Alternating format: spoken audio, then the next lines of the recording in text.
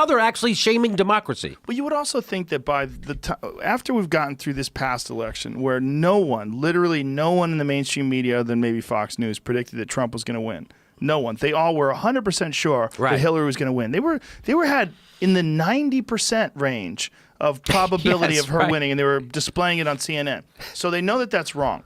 So why would someone think that a Green Party candidate has to be, or a Libertarian candidate has to be, a protest vote? Why can't it be a real vote at this point? When you're talking about the kind of social media outreach that is capable today, that's possible today, where a person who has some really good points and has look at this woman who won in New York, the 28-year-old girl is a Democratic socialist. Alexandria Ocasio-Cortez. Yes. Look, if that doesn't tell you, like, this world is changing in a radical way, and upstarts and people who are huge underdogs have the possibility of winning. It's not a protest vote. It's an actual vote. And if everybody who thinks this way votes towards that protest vote, guess what? They win. That's right. That's what it is. So I used to have a joke, or I would say, no, you can't vote for a third-party candidate until a lot of people are already voting for a third-party candidate.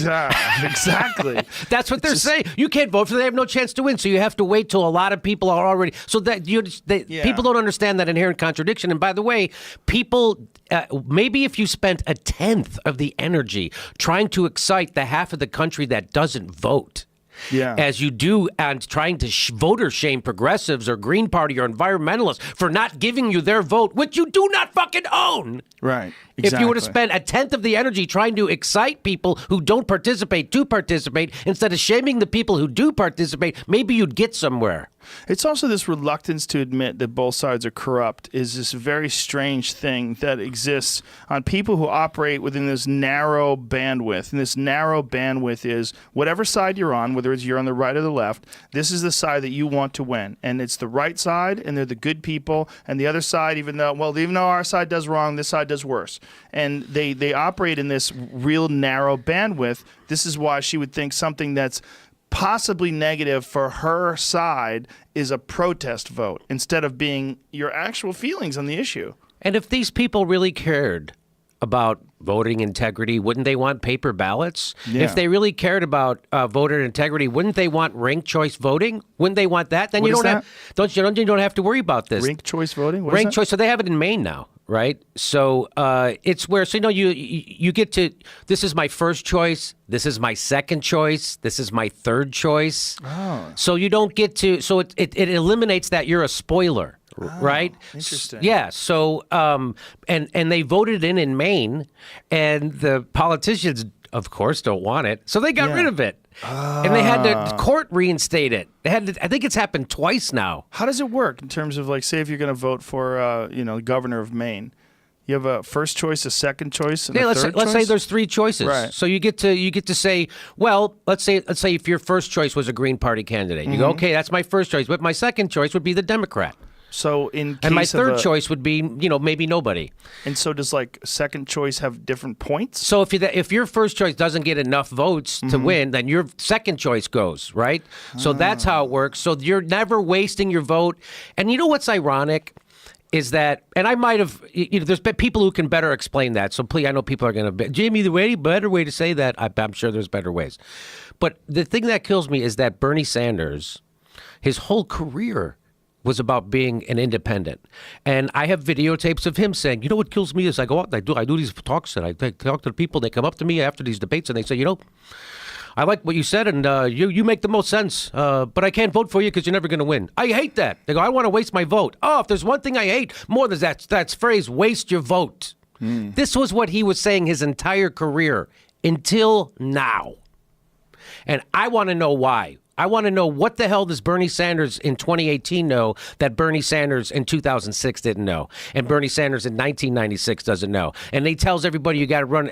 He's getting people to come into the Democratic Party, which is actively cheating them. Yet he still cheating runs, him and him. Yeah. Yet he still runs as an independent in Maine. I mean, in Vermont, he still runs it. Everybody's saying you can't do. He gets to run as an independent. He gets to run as an independent while representing the Democratic Party sometimes. Yes. So they have a special sweetheart deal. And So what is he saying when he said? Is he saying now that protest votes are a waste? Like, what is he saying? he told everybody to vote for Hillary. He's not starting a third party. And, his whole life he was like, he said that we have to have, the verbiage he used one time I saw him was that, Jesse Jackson's correct. We need a rainbow coalition of people, but it has to happen outside of the Democratic Party. He said that. That was him. So we have to have a progressive coalition, but it has to happen outside. And who better to lead it but Bernie Sanders? So that's why it's hard to start a third party, because you need people who are already famous and popular and in government. So if he left and he got, say, Tulsi Gabbard and Nina Turner and Alexandria Ocasio-Cortez, and he got a bunch of people that are super popular on the left, we'd have a third party that would be polling at 10, 15%. And now the Democrats would have to form a coalition instead of what they're doing now, which is ignoring progressives.